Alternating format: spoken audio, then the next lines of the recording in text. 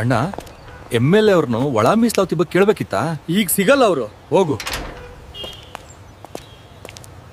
30 ವರ್ಷಗಳಿಂದ ಮಾದಿಗ ಒಳ ಮೀಸಲಾತಿಗಾಗಿ ಹೋರಾಟ ನಡೆಯುತ್ತಿದೆ. ರಾಜಕೀಯದವರು ಒಳ ಮೀಸಲಾತಿ ಜಾರಿಗೆ ತರುವುದಾಗಿ ಹಲವಾರು ಸಭೆಗಳಲ್ಲಿ ಭರವಸೆ ನೀಡಿದರು.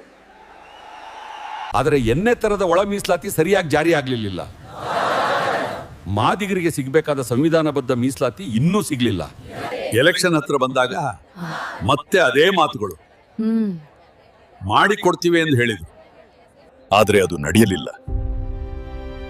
ಮಾತು ಮತ್ತು ಕಾರ್ಯದ ನಡುವೆ ಅಂತರ ಹೆಚ್ಚಾಗಿದೆ.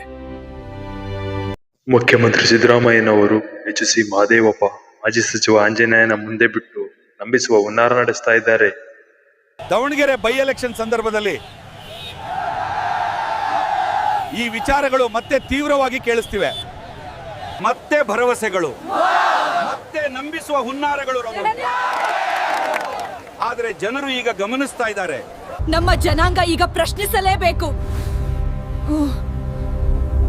ಇನ್ನೆಷ್ಟು ಬಾರಿ ನಂಬಬೇಕು? ನಿಜ ಏನು, ಮಾತು ಏನು, ನಿರ್ಧಾರ ಮಾಡುವ ಸಮಯ ಬಂದಿದೆ. ಈ ಬೈ ಎಲೆಕ್ಷನ್ ನಲ್ಲಿ ನಾವು ಕಾಂಗ್ರೆಸ್ ಅನ್ನು ಸೋಲಿಸುವ ಮೂಲಕ ಮಾದಿಗರು ಎಂದಿಗೂ